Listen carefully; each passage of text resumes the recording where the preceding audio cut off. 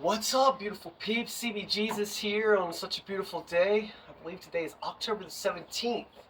And what's really important is we are now about 95 to 96 days in the strike of SAG-AFTRA. The reason why is both sides were so close over this past weekend, over these past 4 grueling days of negotiations back and forth, back and forth. It was getting really, really close. And then all of a sudden, things changed, and it got ugly fast. So, what I'm reading and what I'm hearing, is basically this. Everything that the writers have gotten, SAG-AFTRA has now gotten as well. The last thing of the piece of the puzzle is the artificial intelligence, the AI. Also, though, they're getting closer and closer to that as well. But what's very interesting is these streaming channels like Netflix and Disney Plus and Hulu and Peacock and all these streaming studios, even though the studios are also the cinema and the theater studios, these studios are also streaming. So the streaming studios are not telling us their numbers. They're not allowing us to know what's going on. So Fran Drescher came up with a great idea. They're not really agreeing with the percentage of the residuals for each individual actor. So, for an example, a star that's an A-lister on Orange is the New Black is now getting $2.42 or less on residual checks. That's what's happening. Because the streaming, like Netflix, Ted Sarandos, will not give us their numbers. And so we don't know what the pay should be. We have a guesstimate, right? But the big key is residuals. Disney and all these studios, they don't want to pay us jack shit for the residuals. They want to keep us at a very low percentage. So since they're not agreeing to that, Fran Drescher came up with the idea, just give us $1 per subscriber of your Netflix. There you go. All your subscribers, give us $1. It goes directly to SAG-AFTRA. It's not going to go directly into the individual acting of the actors and actresses. I don't know how they're going to want to feel about this as well.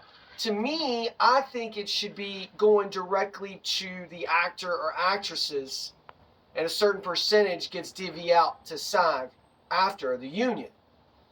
Which I believe that's what is going to similarly happen, but they want it on the back end. Because Fran Drescher just said to the studio heads, she said, wouldn't that be great for the actors? You get $1. And it's not really even $1. So what happened was, Ted Sarandos said, okay guys, because he's been the ringleader of all these other studio execs. I mean, he's been the one that's been getting them together and talking to them and everything else. He was just disgusted by this offer. And Fran Drescher looked, what I'm hearing is she was dumbfounded about how he reacted. But see, what they don't want you to know is how many subscribers they have. They don't want you to know the nitty-gritty of how much money they're actually making, because they're making billions and billions of dollars. And they're keeping it for themselves, and that's how the freaking CEOs, Ted Sarandos, made $121 million last year. And the year before that, with a bonus, or maybe 2 years before that with the bonus, he made ridiculous amount of money, like $232 million. And like David Zaslav, don't get me fucking started with Zaslav, please. When he signed with Warner Brothers, Discovery, CNN, he left CNN, he left that area, right? He kind of leaves them in shambles. Then he comes over to Warner Brothers and destroys and upends everything and all this stuff, right? And he literally says that the studios, if they were to give $1 of this proposal for the subscribers, they've made up a number of $800 million it would cost them a year. That's fucking horse shit, ladies and gentlemen. Horse shit. Duncan Crabtree. He's been a savior to Force. Fran Drescher's the captain.